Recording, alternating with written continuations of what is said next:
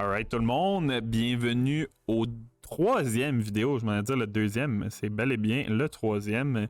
On commence ça en force avec pas n'importe quel jeu, guys. On commence ça avec Lorcana Bébé. Donc aujourd'hui, on est avec la deuxième série du jeu Lorcana. Rise of the Floodborn, je le dis bien. yes. Puis, Cette fois-là, t'as pas chié ta. Ouais, pas de problème. Puis ouais, en gros, Lorcana, c'est vraiment un des TCG qui pogne le plus, qui est le plus récent. Puis en gros, la deuxième série vient de sortir il n'y a pas longtemps. C'est vraiment un bel ajout à la première, en fond, pour tout ce qui est deck building. Donc on va craquer ça, on va voir avec vous ce qu'on peut ouvrir. C'est un jeu là, que j'ai jamais vu autant la folie que ça. Tu sais, pour un comparatif, là, pendant la pandémie, ceux qui suivent beaucoup Pokémon, ça allait exploser totalement pour plein de raisons, mais c'est surtout le côté nostalgique de tout ça. Lorcana, ça a la beauté d'avoir le beau petit logo Disney à côté. Je pense par contre c'est un jeu que sans le logo, c'est un jeu super intéressant, bon gameplay. C'est juste que le fait que c'est Peut-être moins pogné. Ouais, c'est ça, exactement. Ça aurait été un jeu moins populaire, qui aurait pris peut-être plus de temps à pick-up. Mais là, les prix sont absurdes. Le monde, il se lance partout pour cette série-là. C'est une bonne chose pour plein de raisons. Mais c'est aussi quelque chose qu'il faut prendre patience. Ça a fait la même chose avec One Piece aussi. Un gros nom vers un TCG, le monde se lance dessus pour... Il y a autant de joueurs qui veulent jouer au jeu, mais il y a aussi des collectionneurs qui vont se lancer là-dessus parce que c'est des grands fans du gros nom. Exact. Puis, comme tout TCG, il y a toujours comme la série de base qu'on peut ouvrir, mais il y a aussi des cartes spéciales, comme que moi j'aime appeler les Masterpieces. Comment ils s'appellent dans l'Arcana déjà? C'est les Enchantés. Les Enchantés. Évidemment. Beau petit nom pour une belle petite carte. En gros, c'est tout le temps soit des légendaires ou des super rares ou des rares aussi. Ouais. Mais je te dirais que c'est quand même fou à quel point ils font des bons hits. Là. Genre, il y a une coupe de cartes que moi je pensais que c'était pas bon ou que ça allait pas être collectible tant que ça, mais que ça s'avère être les personnages préférés de gens qui sont des grands fans de Disney. Fait que je pense qu'il y en a vraiment pour tous les goûts. Tous les collectionneurs les veulent toutes. Puis c'est le genre de carte en fait, là, justement pour les collectionneurs qu'on va faire grader pour garder ça soit en souvenir ou en investissement. Je sais pas trop c'est quoi le but de faire grader autre que ça. Mais Souvent de l'investissement. C'est souvent de l'investissement, ok. Ouais. Mais ouais, dans le fond, c'est ça. Il y en a eu dans la première série, les Enchantés aussi. Il y en a dans la deuxième. T'as aussi la rareté. On va commencer en haut. Ça fait Enchanté, légendaire, super rare, rare, uncommune et commune. Puis l'Arcana, en fait, comme One Piece, ça a 6 couleurs. 5 couleurs? Non, c'est 6 couleurs. Steel, ambre, améthyste, émeraude. Puis attends, j'en oublie là. On va les voir. Ah, ouais, rubis puis mauve, c'est améthyste. Améthyste? Ouais. Donc il manque. Mais il y en a 6, c'est sûr là, Ouais. parce que il y a plein de combinaisons. Jaune, bleu, vert, rouge, mauve, gris. Ouais, exact. Les noms exacts, on va les retrouver au fur et à mesure que la vidéo avance. Mais ouais. On part ça. Ça commence avec les communes. 1, 2, 3, 4, 5, 6. 6 communes. 6 communes, suivi des 3 uncommunes. Ouais, c'est tout le temps 3 uncommune. Puis là, c'est, dans le fond, le logo de la rareté, il est ici en bas. Donc, on peut voir en descendant direct, ça, c'est le logo de la rare. En fait, dès la première carte, ça pourrait être une super rare ou une légendaire. Ouais. Ça serait vraiment, c'est vraiment rare, là. Mais en gros, ça indique que aussi la deuxième carte, parce que dans le fond, il y a 2 endroits où il peut y avoir des rares dans chaque booster. Puis la deuxième carte peut jamais être inférieure en rareté que la première. Elle peut être égale ou plus rare.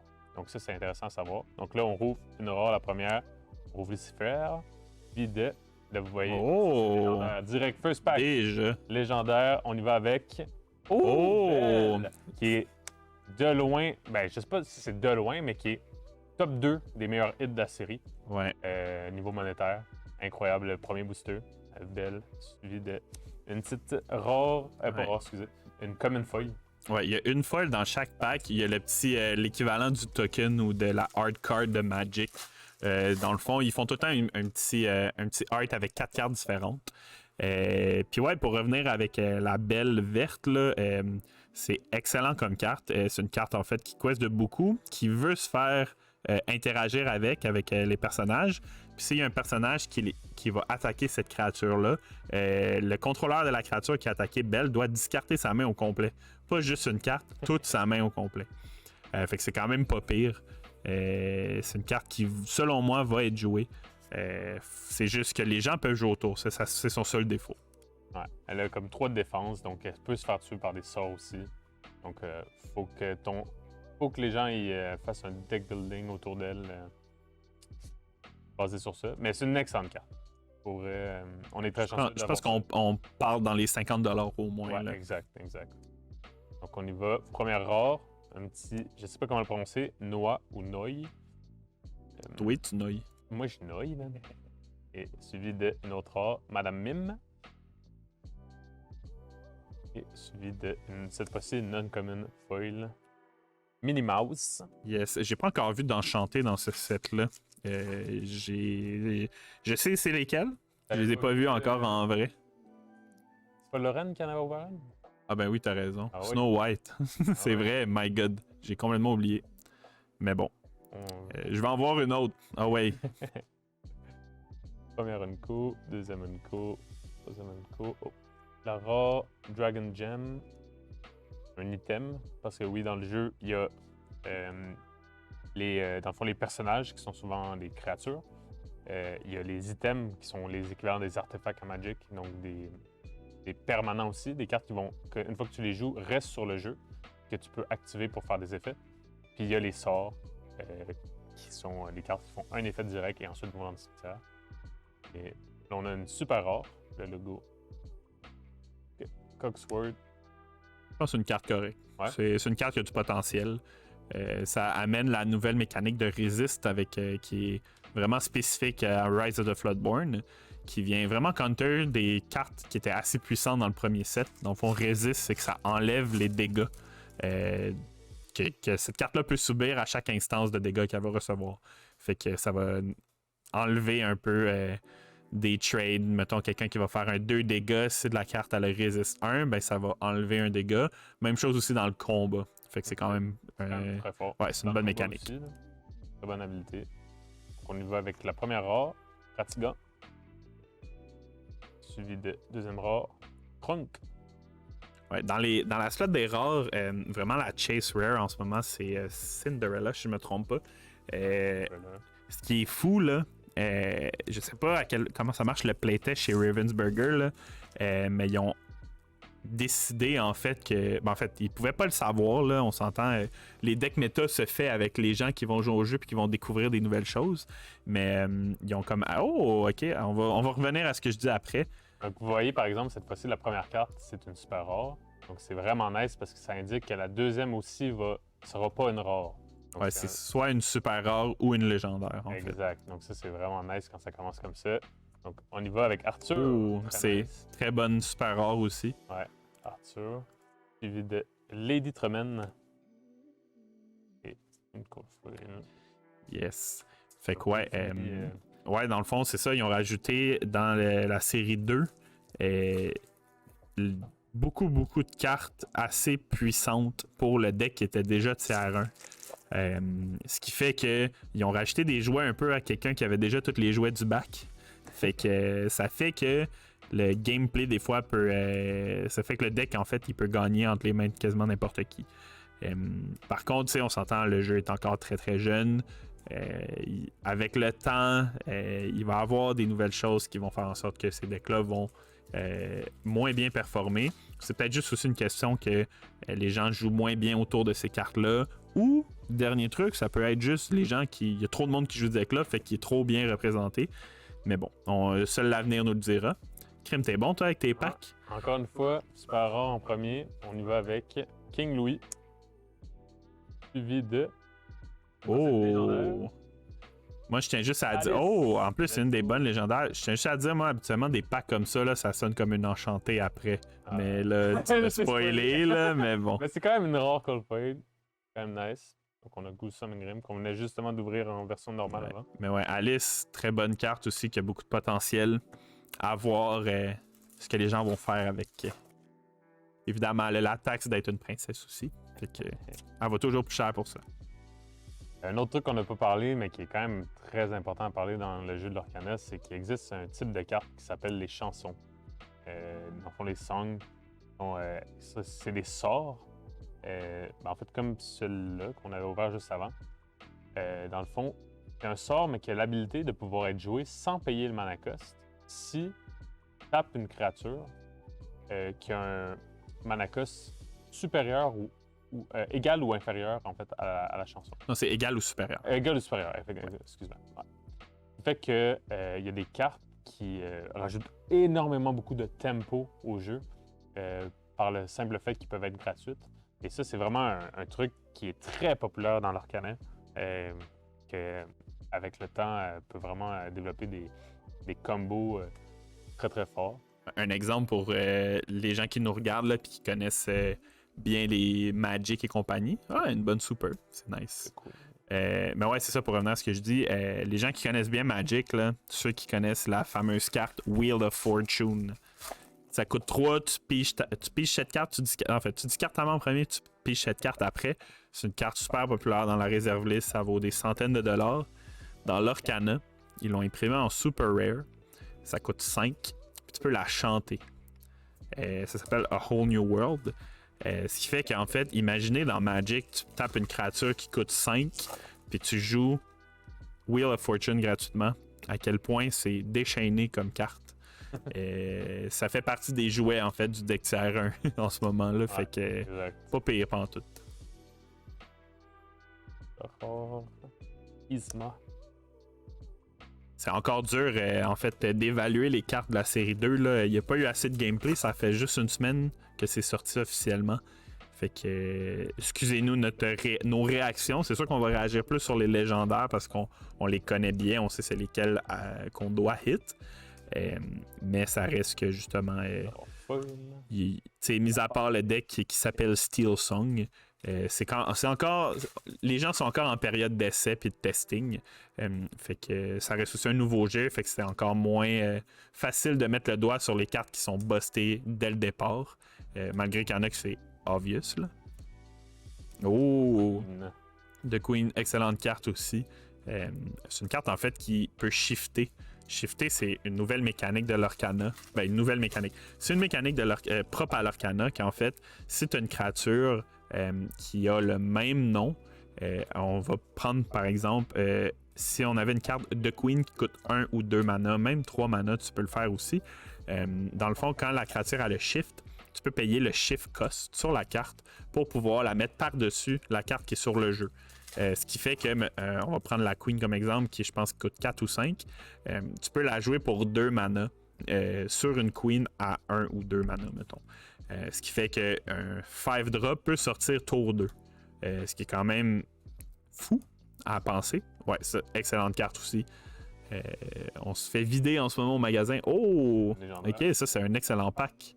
Fairy Godmother. Fairy. Ça, je pense que c'est underrated. Ouais. C'est une carte qui a quand même du sens. Moi, pour avoir fait un draft, en fait, c'est un sealed. Oh, avec une petite super rare foil. Lady Tremaine, j'ai l'impression que j'ai vu 4 fois déjà cette carte-là. Mais ouais, je l'ai joué en draft, cette carte-là. Fairy Godmother, c'est ça? Ouais, exact. Puis c'était quand même pas pire. Ça faisait des combats assez stupides avec Arthur puis d'autres Floodborn. J'avais des effets de cartes quand il y a un Floodborn qui rentre en jeu. Je fais des trucs assez bustés. Fait que c'était nice. Ouais, là, on est à 3 légendaires en ce moment. Je pense que le minimum dans une boîte, c'est 3. Mais j'en ai vu à 5. J'en ai vu à 6 même, quand t'es vraiment, vraiment lucky. Puis on espère aussi pogner une légendaire foil. Ça peut rajouter sur le ratio. Fait que ça peut être nice. Chief Bogo. Évidemment. Parole. The Beast. Et une autre foil. Pack tactique. Je sais que j'ai eu l'info hier, je pense. Il y a une carte dans le rouge, je pense que c'est une rare qui a monté de prix vraiment assez intense. Je sais pas si tu en as entendu parler. Moi, j'ai entendu pour une bleue. Ben, c'est la carte rouge qui fait 2 dégâts à un de tes bonhommes pour faire 2 dégâts à un autre bonhomme. Ah oui. Ça l'a monté de prix en fou. Là. Ok. On parle de... On va parler. Il y a du monde qui vendait ça dans des groupes Facebook à comme 15$, puis c'était une carte à 4$. Là. Ah ouais. Ouais, ça l'a quand même bien monté. Octofacile. Oh, la légendaire foil! Oh! Jeez. Nice! Incroyable. Ça, c'est... Incroyable. Ouais, c'est une carte assez folle, en fait. Parlant des nouveaux jouets du deck Tier 1, ça fait partie des nouveaux jouets. En fait, c'est une carte assez folle. Imaginez-vous une carte, si ta créature, à ton début de tour, elle n'a pas de dégâts, tu vas piger une carte.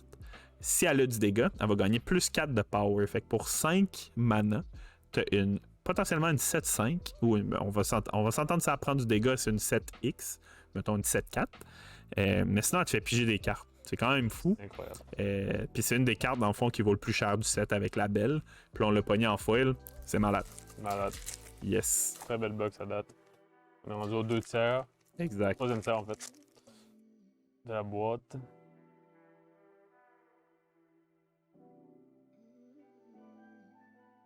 Ça avec Perplexing Signpost. Et une autre légendaire. What? T'es donc ben bon. Une Oh, Namari. Ça, je pense que c'est une carte qui est dure à évaluer, en fait. Ce qui est particulier avec l'Arcana, c'est que les cartes, quand tu les joues, ils peuvent pas se faire challenger. Challenger, en fait, c'est le keyword pas politically correct, mais PG-13 pour Disney, pour pas dire que les personnages se battent entre eux, parce qu'on s'entend que c'est un jeu pour enfants.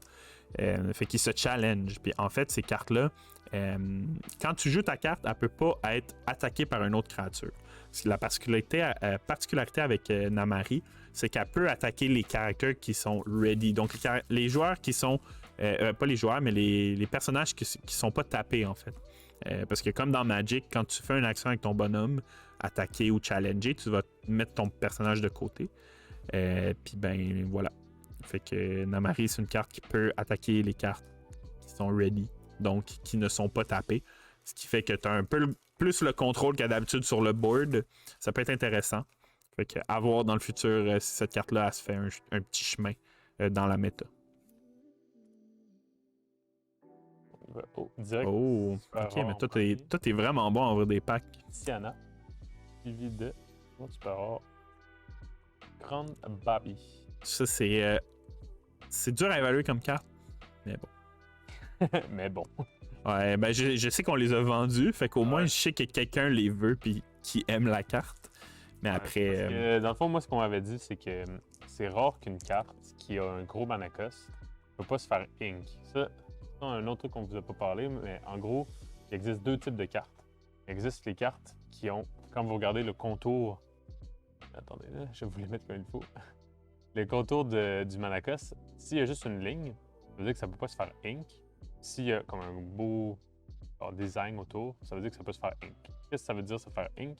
Ça veut dire que tu peux utiliser cette carte dans ta main pour la mettre face cachée, si on veut, sur le jeu. Ça devient une mana. Donc, dans le jeu, comment on a des manas pour pouvoir jouer nos cartes? C'est qu'il faut que tu choisisses une carte de ta main, tu la transformes en ink pour pouvoir un peu... Encore une fois, c'est très réfléchi au niveau du design du jeu pour les enfants. Puis, dans le fond, tu écris ton histoire avec l'encre des cartes. Puis en gros, c'est ça. Moi, ce qu'on m'expliquait, c'est que les cartes qui avaient des gros mana cost, mais qui ne pouvaient pas devenir des lands, c'était pas très bon en général parce que ça fait que si tu l'as trop tôt dans la partie, tu ne peux pas les utiliser pour pouvoir jouer tes cartes au début. Donc, elles sont juste bonnes si tu les piges comme à la fin de la partie. Puis ça, c'est moins versatile. Tu préfères avoir des cartes qui sont bonnes comme en tout temps, peu importe quand est-ce que tu les piges. Donc, moi, on m'avait dit que c'était pas très bon à cause de ça, mais comme Adri vient de dire, nous, on s'est fait buy-out de cette carte-là. Donc, j'ai l'impression qu'il y a des gens qui ont peut-être vu des combos ou des possibilités de la faire fonctionner. Ça reste à voir, comme on dit, le jeu est encore... en fait, la série est sortie il n'y a pas si longtemps que ça, donc il y a encore beaucoup de choses qui peuvent surprendre. Je pense qu'il a été vu dans cette carte-là. Ah, une autre bonne carte aussi. Mulan? En fait, non, c'est vrai. Ça, je me suis fait dire, c'est overrated. Ah ouais? C'est Ouais. overrated? Je me rappelle plus les raisons que je me suis fait dire, mais bon. Mais ouais, parlant de la carte bleue, en fait, ce qui est bon à savoir dans le bleu, c'est que c'est un peu la couleur du ramp. Fait qu'une carte qui coûte 7 va pas nécessairement te arriver au tour 7. Fait que tu sais, ça peut. Puis aussi, dans le bleu, tu peux tricher tes cartes. Il y a des cartes qui te permettent de mettre n'importe quelle carte dans ton Inkwell, fait que dans ta zone de mana. Ce qui fait que tu peux. My God, tout est bon. Let's go. Oh, Nice. ouais, bonne carte aussi. Ouais. Ça, dans le fond, c'est un Be Prepared qu'on appelle. Tant qu'il est en vie, il peut attaquer des bébites. Ce qui fait que il peut trader bien des affaires, ça peut faire des mini-combos. Il y a Rush aussi, ce qui est l'équivalent de Haste. Fait que dès qu'il arrive en jeu, il peut attaquer directement une créature. Dernier pack. Allez, On va enchanter. exactement. Enchante-moi. Je vais t'enchanter, mon gars. Donc on y va avec. Ah, c'est celle-là que tu Oui, exactement. C'est exactement ça que je parle, parce que c'est une chanson en plus. Fait que... Ouais, suivi d'une super rare, donc une autre Namari. Et Ça aussi, c'est quand même underrated comme carte. on y va avec un petit panique encore. Panique. Je pense que ça reste une excellente boîte. On a ouvert au total, dans le fond, 5 légendaires normales plus une Cold Foil. Ouais, Bon, pis c'est la bonne en plus à ouvrir. Je pense que c'est une des. Les bises vertes et grises, là, c'est une des cartes que tu veux hit en foil. Ça vaut quand même super cher. là. C'est l'équivalent de hit la belle Rapunzel du 7-1. Une belle carte à plus que 50$. Fait que ouais, fait que moi, ouvrir ça, je serais très satisfait. Ça partirait bien ma collection en fait. Fait que voilà. Fait qu'on se voit pour la prochaine vidéo, guys. Merci d'avoir écouté. Yes, ciao gang.